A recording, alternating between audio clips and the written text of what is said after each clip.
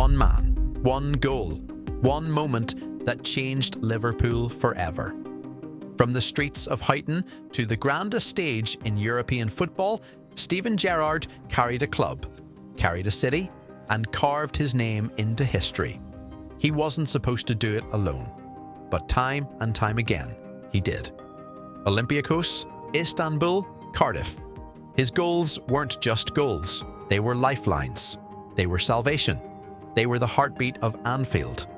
But how does a boy from a concrete cul-de-sac become immortal? And what was the price of carrying Liverpool on his shoulders?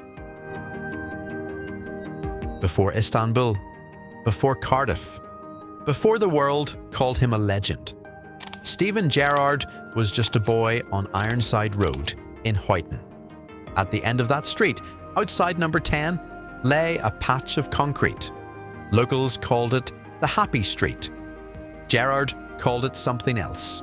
Anfield, Goodison and Wembley all rolled into one. This was his first pitch. No cars allowed, just endless battles on tarmac. 5 aside, 10 aside, 20 aside.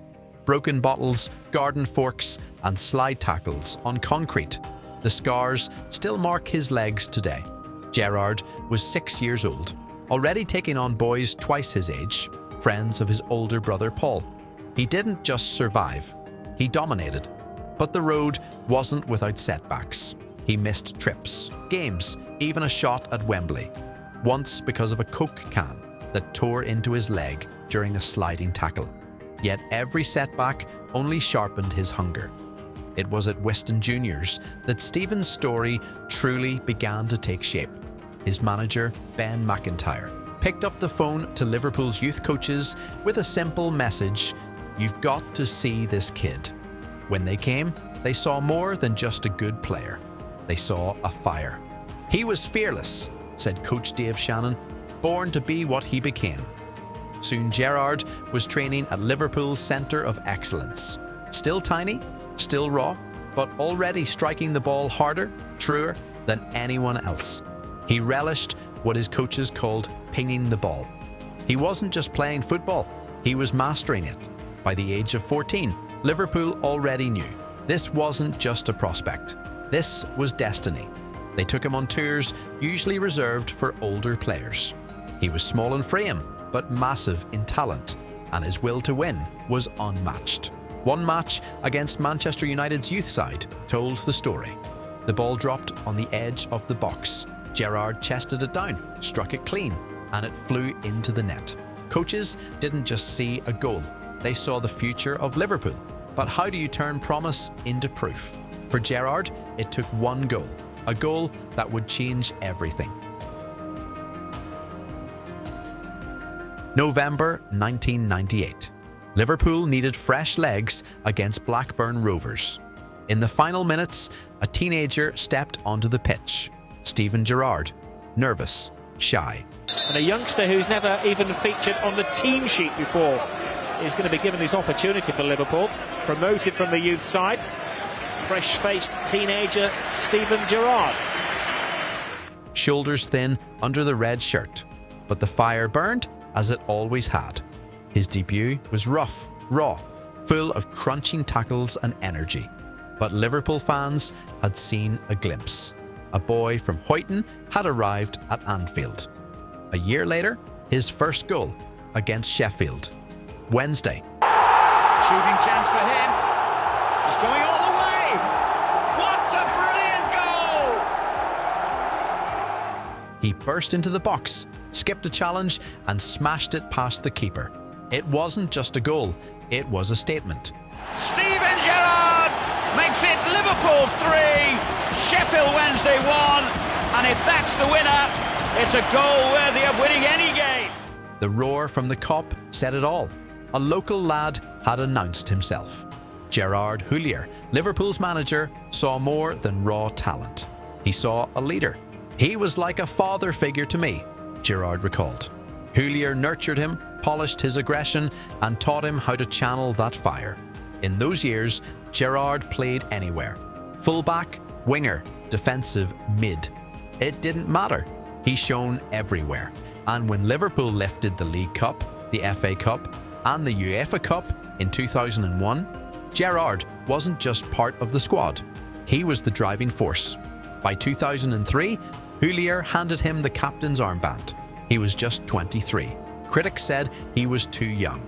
But Huyton knew this wasn't just another player. This was Liverpool's heartbeat. A captain born to carry a club. The stage was set. And soon, he would score a goal that didn't just save Liverpool's season, it set them on the path to immortality. December 2004. Liverpool's Champions League dream was hanging by a thread. Olympiacos had scored. The Reds needed 3 goals to qualify. The Kop was anxious. The clock was cruel. But Steven Gerrard was about to write one of the greatest goals in Anfield's history. Let the pictures tell you everything. This is special. A thunderbolt from 25 yards. A strike that didn't just save a campaign, it gave Liverpool belief. That goal set the stage for something greater. It was the spark that lit the path to Istanbul. With one swing of his gifted right foot, Steven Gerrard says, Champions League, knockout stage, here we come.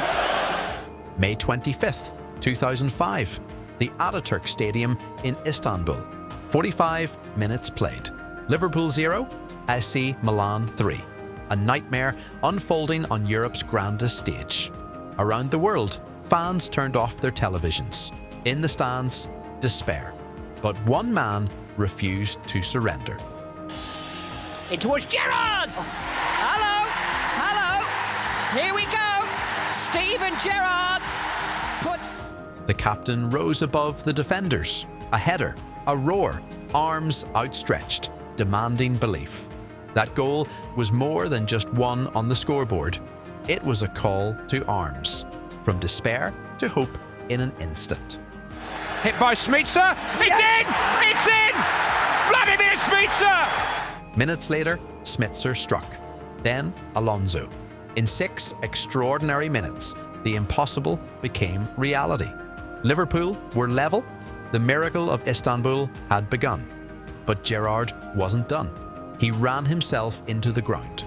He even shifted to right back, throwing his body at tackles, chasing Serginho, inspiring teammates with every sprint. He was everywhere, defender, leader, warrior. When it came to penalties, Gerrard was down to take the 5th. He never got the chance. Jerzy Dudek's heroics sealed it. But the truth was clear. Without Gerrard's header, without his roar, without his unbreakable will, Liverpool would never have reached that moment. Liverpool have their hands on the European Cup again, and this time it's for keeps. As he lifted the European Cup high into the night, Gerrard wasn't just a player. He was a saviour. Istanbul immortalised him. A boy from Huyton had carried Liverpool to the pinnacle of Europe, and he was far from finished. But what happened next would test Gerrard even more, because only a year later, he would face another impossible task and deliver the most extraordinary strike in FA Cup history. May 2005. Gerrard had just lifted the Champions League trophy. He was immortal in Istanbul. But within weeks, it nearly all collapsed. Mourinho and Chelsea circled again. Talks stalled. And then came the unthinkable. Steven Gerrard handed in a transfer request. His shirt was burned on live television. Fans cried betrayal. Liverpool's heartbeat gone. For 24 hours, the dream was over. I did at the time. But for me, I always said to myself when I sat down, my dad and my brother, if I win a couple of trophies at Liverpool, it'll mean an awful lot more to me if I win 10 at Chelsea or Inter Milan or Real Madrid. It always means more when you win for your people. But then, in a single phone call, everything changed. Gerrard tore up the request. He stayed. His words, "Never let me go through that again." It was a reminder. Gerrard's bond with Liverpool wasn't just strong, it was unbreakable. And just a year later, he would prove it again. May 2006, the FA Cup final. Liverpool versus West Ham. On paper, the Reds were favourites. On the pitch, it was chaos, own goals, defensive errors, despair. West Ham led 2-0, then 3-2. Every time Liverpool fought back, the Hammers answered. The clock ticked toward 90. The Millennium Stadium roared for West Ham. Liverpool hearts were breaking, but not Gerrard's. By the 90th minute, Gerrard was broken, his legs seized with cramp. He could barely stand. But the armband on his sleeve wasn't just fabric. It was the weight of expectation, the weight of history. Even on empty legs, Gerrard carried it. 91 minutes, 35 yards. Gerrard swung with everything he had left. A rocket tore into the net. The stadium exploded. It wasn't just a goal, it was defiance. The greatest strike in FA Cup final history, from a captain who refused to lose. And make sure that one of them comes out winners, or we go to the penalty situation that we had last year. Extra time offered no mercy. Gerrard's body was gone, but his spirit never wavered.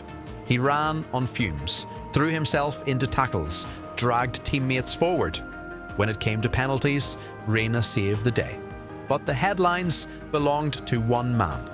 The papers didn't call it Liverpool versus West Ham. They called it the Gerrard Final, a captain who refused to lose, a legend who made Cardiff his cathedral. For this magnificent player, the heartbeat of the Liverpool team, a hero for the red half of Merseyside, hopefully for England too. And the FA Cup is back in Liverpool hands for the 7th time. From Istanbul to Cardiff, Gerrard had delivered miracles. But loyalty has a price. Could even he carry Liverpool through the heartbreaks still to come? By staying at Liverpool, Gerrard chose loyalty over guaranteed silverware. He chose to fight for a club that often gave him less than he gave them. But with Alonso, Mascherano and Torres by his side, the weight didn't feel as heavy. Liverpool were reborn. They played fearless football, sweeping teams aside with pace, power and precision. And at the heart of it all, Gerrard, orchestrating from midfield, bursting forward, scoring goals, leading as only he could. In what could be a landmark season. 2008-2009 was Gerrard's masterpiece. Liverpool lost only 2 league games all season. They humiliated Real Madrid. They went to Old Trafford and destroyed Manchester United 4-1. Gerrard kissing the camera in front of the Stretford end. He was named Football Writers' Player of the Year. The Kop dared to believe the wait was finally over. But draws proved fatal. Too many points slipped away. Manchester United edged Liverpool by 4. So close, but not enough. Another nearly season. Another year where Gerrard's best wasn't rewarded. The years that followed were brutal. Owners Hicks and Gillette plunged the club into debt and turmoil. Investment dried up. Rafa Benitez walked away. Liverpool slipped further into decline. Gerrard battled injuries, groin, ankle, shoulder. He played through pain, strapping himself up just to lead a team that was no longer good enough. But even as the club fell around him, Gerrard still delivered. In 2012, he ended a 6-year drought with the Carling Cup. He scored a derby hat-trick against Everton. Here's Gerrard for the hat-trick! What a night! Even in decline, even when the burden grew heavier, he remained the heartbeat of Anfield. Then came Brendan Rodgers, a new philosophy, a new belief. Suarez, Sturridge and Sterling terrorised defences. Liverpool played exhilarating football again, but make no mistake, Gerrard was still the leader. No longer the rampaging box-to-box force, he adapted. From deep, he controlled the game, spraying passes, dictating tempo, guiding his teammates with his voice and presence. He was captain, general, conductor. His fire burned as bright as ever. And then came 2014, the title challenge Gerrard had waited his whole career for. After a 3-2 win over Manchester City, Gerrard gathered his teammates into a huddle. His voice shook, his eyes burned. This does not slip. For a moment, it felt like destiny. The Premier League, the one prize that had always eluded him, was finally within reach. The captain was ready to complete the story. But destiny had other plans. In the defining moment of his career, with glory within touching distance, fate had one final twist, one moment, one mistake, one slip. April 27th, 2014. Liverpool versus Chelsea. A win would edge the Reds closer to the Holy Grail, the title they had chased for 24 long years. Then, in an instant, history twisted. A missed control, a slip, and Demba Ba threw on goal. The net rippled, Anfield gasped, and the image froze in time. Rivals would never let it go. They saw Gerrard's fall, not his fight. The cruelest picture of all, one moment that outsiders still cling to. But Liverpool fans knew the truth. Without Gerrard, the Reds would never have been close to glory. His goals, his leadership, his willpower, they were the reason a title charge was even possible. The collapse was bigger than one slip. Jordan Henderson's red card against Manchester City, And Clattenburg sent him off. Jordan Henderson red carded. meant he missed the final 3 games. The defence, fragile all season, shipped 50 goals, more than any other team in the top 5. And at Selhurst Park, a 3-0 lead dissolved into despair. Rivals will always point to the slip, but true Liverpool fans remember the man who carried them into the fight. 2014 was the closest Gerrard came to completing the story. The title he wanted most slipped away. The image would haunt him forever, but the cops stood tall, scarves raised, singing for their captain, because they knew, without him, there would have been no title race at all. The following year was his last in red. The body slowed, the legs heavy, but the fight remained. He scored, he led, he inspired, right until the end. His Anfield farewell was a cathedral of emotion. Flags, banners, tears. A stadium rising to salute the captain who had given them everything. Days later, a crushing 6-1 defeat at Stoke was a cruel epilogue, but it could never erase what came before. Yes, rivals will always talk about the slip, but history and true Liverpool fans will remember far more. The Olympiacos thunderbolt, the Istanbul header, the Gerrard final, the hat-trick against Everton, the countless times one man carried a club on his shoulders. He scored in every major final. He stayed when others would have left. He gave his blood, his body, his prime years to Liverpool. Immortality isn't about perfection. It's about moments that live forever.